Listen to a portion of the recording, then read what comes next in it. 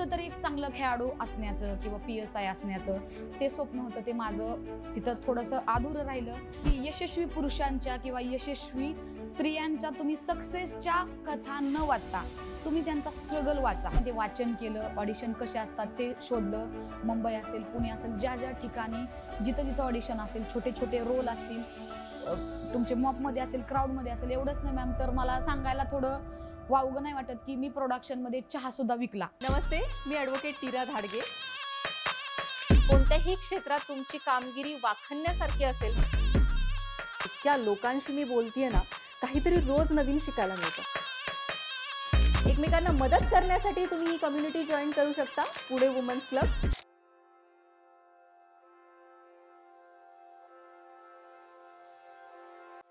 नमस्कार, मी ॲडव्होकेट नीरा धाडगे तुमचं सहर्ष स्वागत करत आहे पॉडकास्ट विथ नीरामध्ये.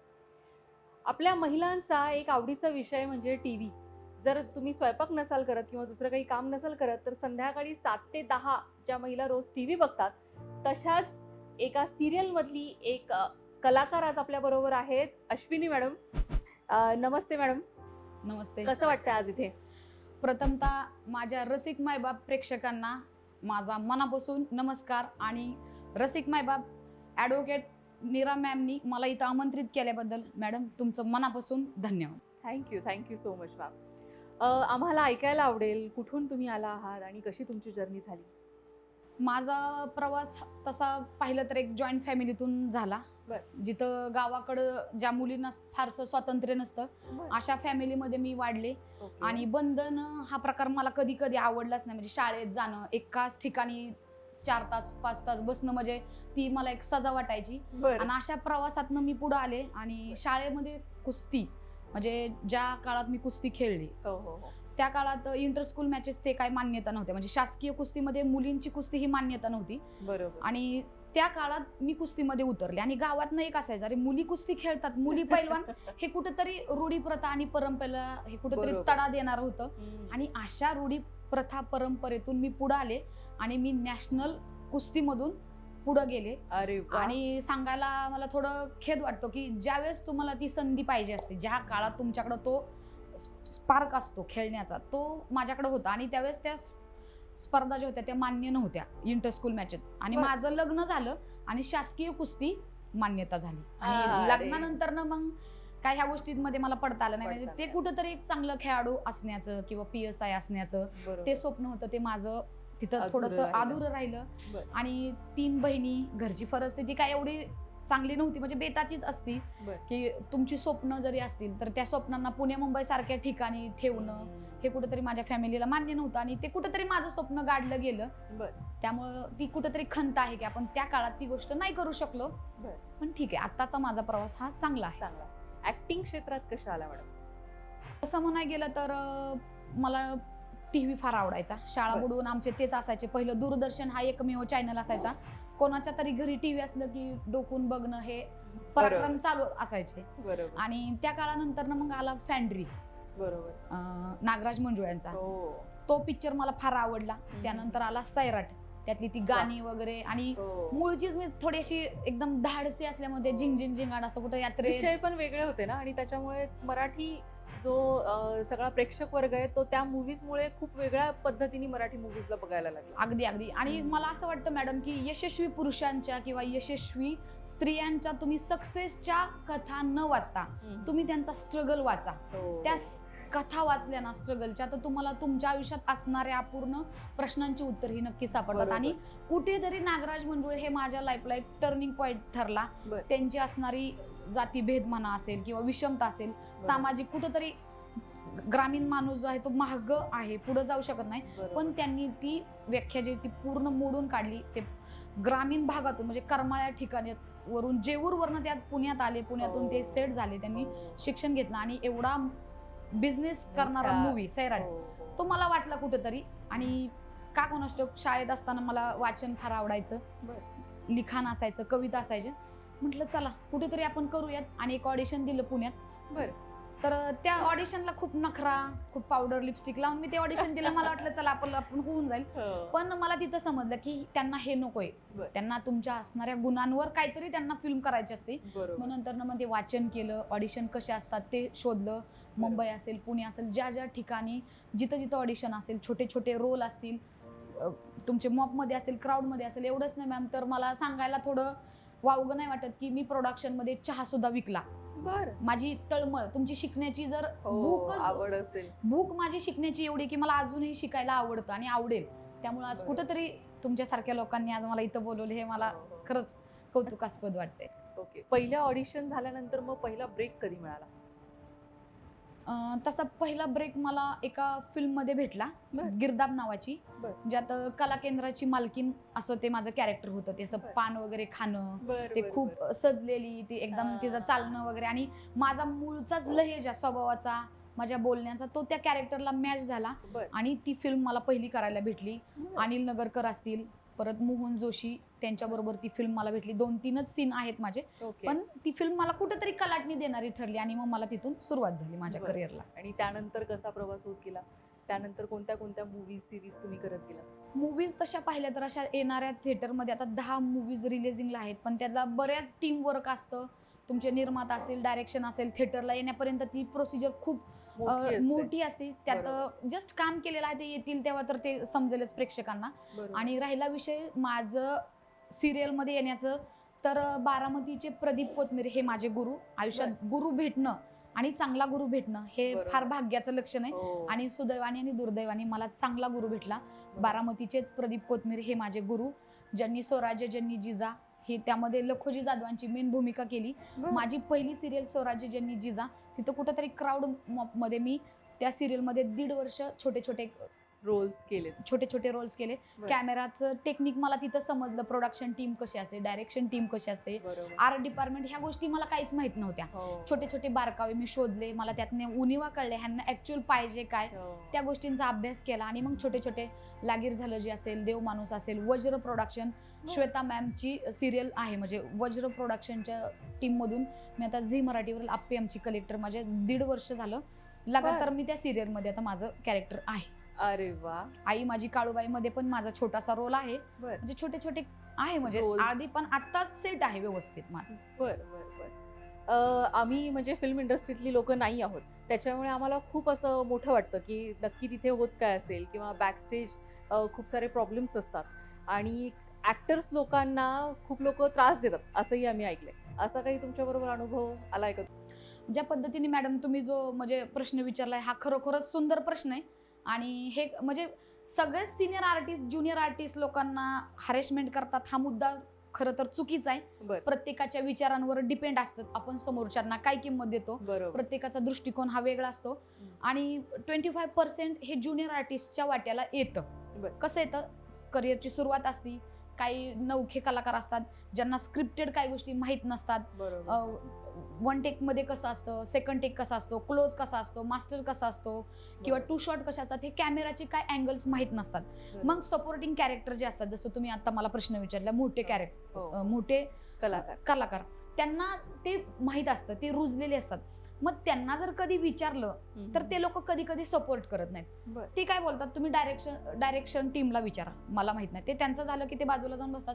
मग आम्हाला असं वाटतं की तुम्ही जर सुरुवात करिअरची केली, तुम्ही शून्यातनच केली आहे, बरोबर. आम्ही तुम्हाला बघून तुमच्या पावलं टाकून जर आम्ही कुठेतरी मोठे व्हायला पाहतोय, तर तुमचं कर्तव्य आहे की तुम्ही आम्हाला सपोर्ट करा. अशा म्हणजे छोट्या छोट्या गोष्टीतनच मोठे बनतात ना लोक.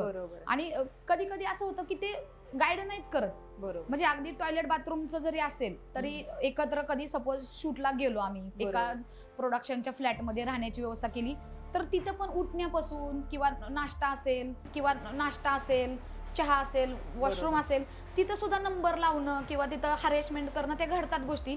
पण कुठेतरी ज्युनियर आर्टिस्टचं एक स्वप्न असतं, उराशी स्वप्न बागळून ह्या पृथ्वीतला प्रत्येक माणूस हा फेमस व्हायची स्वप्न प्रत्येकाला असतात मॅम. तसंच आमचं पण कुठेतरी स्वप्न असतं, पण कुठेतरी ज्याचे पेशन्स असतात तो ऍडजस्ट करतो. आणि ऍडजस्ट करता करता कधीतरी जग बदलतं, प्रत्येकाची जागा बदलती, दिवस कोणाचेच राहत नाहीत. आज माझं सुद्धा तसंच आहे, मला पण खूप स्ट्रगल मधनं यावं लागलं. एक किस्सा असा सांगावा असं वाटतो की आप्पे आमची कलेक्टरला आपली वारकरी जे संप्रदायातले लोक बरोबर. जे फलटण या ठिकाणी 2 लाख भावी भक्त पुण्यावरून तिथं स्थायिक आणि हो. मला 10 वाजता आप्पीला पोहोचायचं होतं साताऱ्याला. बरोबर. तर मला पर्यायच नव्हता, सगळे मार्ग बंद होते, मला 10ला तिथं पोहोचायचं होतं.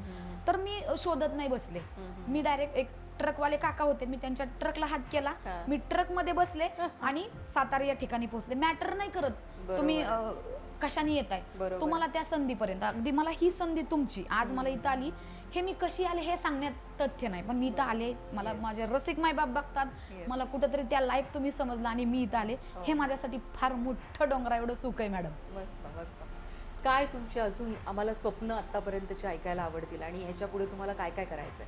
म्हणजे तसं पाहिलं तर मी स्टोरी लिहिते, मला स्टोरी लिहून त्या स्क्रीन प्ले वरती आणायला आवडतात, हा माझा पहिला आवडीचा छंद आहे. आणि एक माझं स्वप्न आहे की कुठंतरी मला एका माझ्या फिल्मला नॅशनल मध्ये डायरेक्शन मध्ये असेल, जे माझे ऍक्टर असतील त्या ऍक्टरला असेल किंवा स्क्रीन प्ले असेल त्याला, DOP असतील, एक जे प्रोडक्शन टीम असेल, टेक्निकली टीम किंवा डायरेक्शन टीममध्ये खूप अवॉर्ड असतात मॅम. पुणे फिल्म फेस्टिवल असेल, गोवा असेल, मुंबई असेल, नॅशनल असेल, जसं नागराज मंजुळ्यांनी प्रत्येक फिल्म फेस्टिवलमध्ये त्यांच्या प्रत्येक फिल्मला अवॉर्ड आहे. त्यापैकी माझ्या एका फिल्ममध्ये कुठल्या तरी एका डिपार्टमेंटला एक अवॉर्ड भेटलं तरी माझं ते स्वप्न आहे. आणि एक आता मी एक फिल्म अशी लिहिली इंगा नावाची, त्यात ॲट अ टाइम 7 ते 8 तृतीयपंथी ज्यावेळेस जे बसतील तर ते तृतीयपंथीच बसतील, अशी एक फिल्म आहे जी मी लिहिलेली आहे. आणि मी तृतीयपंथी एक भूमिका केली, छाया कदम मॅम बरोबर मी एक फिल्म पण केली आहे तृतीयपंथी. माझा त्यात एक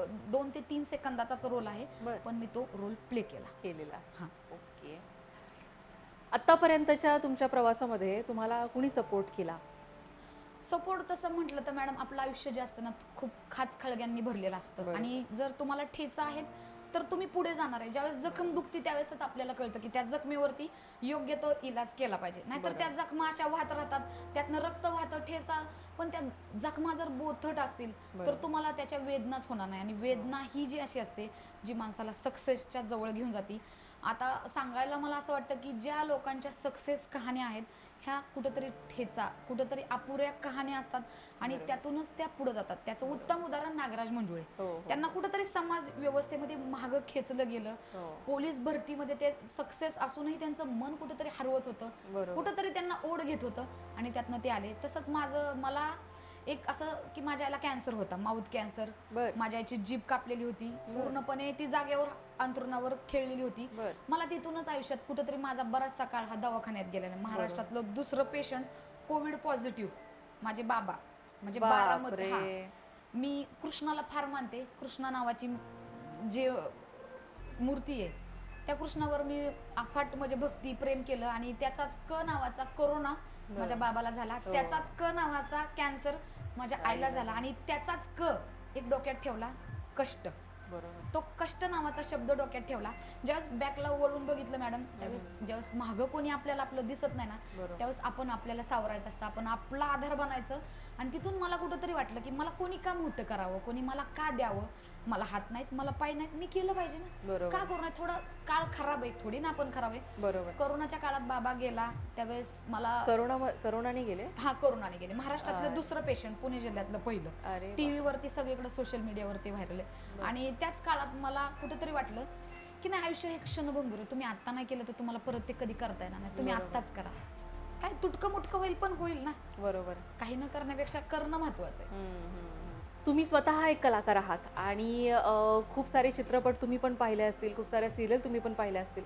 त्याच्यातलं कोणतं असं एखादं कॅरेक्टर तुम्हाला खूप आवडलं आतापर्यंत? म्हणजे माझं का? तुमचं तर एक सांगाच, पण तुम्ही एखाद्या कॅरेक्टरला पाहत असाल असं एखादं कॅरेक्टर? मी फॉलो करते मनी मावशी, आमची पुष्पा मॅम, ज्या पुण्याच्याच आहेत. त्यांनी पण फार स्ट्रगल मधून त्यांनी देव माणूस मध्ये कट करा एक मिनिट. हां, खरं तर आप्पी आमची कलेक्टर मध्ये मनी मावशी म्हणून एक पुष्पा चौधरी मॅम आहेत, ज्यांना मी फॉलो करते. त्यांची कुठेतरी जर्नी मला फार भावली, आवडली. आणि मनी मावशीला मी फॉलो करते आणि त्या पण खूप छान ऍक्टर आहेत, खूप छान त्यांचं जर्नी आहे, त्यांचं सगळं काही छान आहे. आणि मी त्यांना कुठेतरी फॉलो करते आणि त्यांचं ऍक्टिंगच्या बोटाला बोट धरून मी कुठेतरी त्यांना फॉलो करून मी पुढे प्ले करते. ओके. आणि तुमचं स्वतःचं आवडीचं एखादं कॅरेक्टर? मॅडम मला सांगायला एक असा अत्यंत आनंद वाटतो की महाराष्ट्रभर गाजलेली चांडाळ चौकडीच्या करामती ही वेब सिरीज महाराष्ट्रातील सगळ्यात एक नंबर वेब सिरीज आहे. बरं. आणि त्यामध्ये जे माझं कॅरेक्टर आहे स्वतःचं, त्यात हो. मला एकही भूमिका अशी सोज्वळ साधू संत त्या टाईप अशी भेटलेली नाही. नवऱ्याला मारणे, कुठेतरी बरं. बायकांच्या झिंजा उपटणे. धरणे उपटणे, कुठंतरी गावात जाऊन ओरडणे, हंडा मोर्चा असेल, सुसाईड असेल, बरं. मोठ्या नदीत जीव देणं असेल, तो बरं. एक सीन मी असा दिलाय मॅडम, फार जीवावर बेतला तो मला सीन. बरं. मला पोहायला येत नव्हतं आणि एक असा ढोह होता हम्म. जिथं उडी घ्यायची नाही असं सांगितलं गेलं मला. बरं. मला ऐकाय आलं, जास्त उत्साह असतो कधीतरी, तो हो, आपल्याला हो, कुठेतरी हो. खड्ड्यात नेतो. हो. आणि तो मला प्रसंग तसाच काहीतरी, तिथं उडी घ्यायची नाही मला सांगितलं आणि मी तिथंच उडी घेतली. अरे. 1.5 दिवस मी ऍडमिट होते, नाका तोंडात पाणी गेलं माझ्या. बापरे. आणि तो सीन मला फार म्हणजे बेतला माझा. हम्म. आणि एकदम असे ताकदीचे सीन जे आहेत, तर चांडाळ चौकडीच्या करामती मधले माझा जो रोल आहे तो मला आवडला. आणि आवडला. त्याच रोलमुळे मला आता बरीचशी कामं भेटली. बरं. बरीचशी. आज तुम्ही इथे आलात, तुमचा एवढा अमूल्य वेळ आम्हाला दिलात, त्याबद्दल खरंच खूप धन्यवाद. आणि तुमच्या पुढच्या पूर्ण प्रवासाला आमच्याकडून खूप खूप शुभेच्छा मॅडम. थँक्यू सो धन्यवाद मच. धन्यवाद.